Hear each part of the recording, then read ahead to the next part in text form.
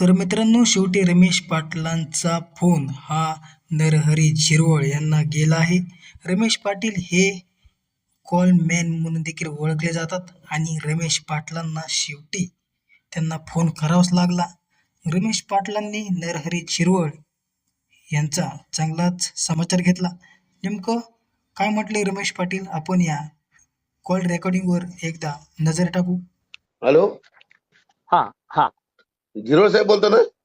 हो हो मी संभाजीनगर रमेश पाटील बोलतो साहेब. काय चालू आहे महाराष्ट्रामध्ये सध्या? हो.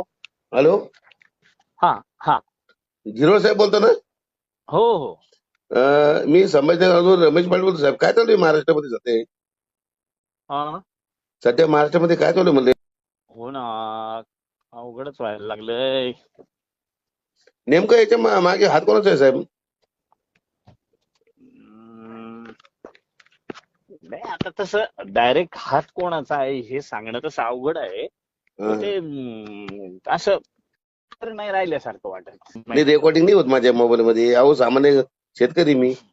नाही, माझं काही म्हणणं नाही. मला रेकॉर्डिंग केलं तरी चालतं ना. मला काय कुठंतरी गेलं पाहिजे, पण ते अशा पद्धतीनं सुरक्षा वगैरे ह्या गोष्टी जर अडचणीत आल्या तर लोक प्रत्येक जण अशी हॅलो.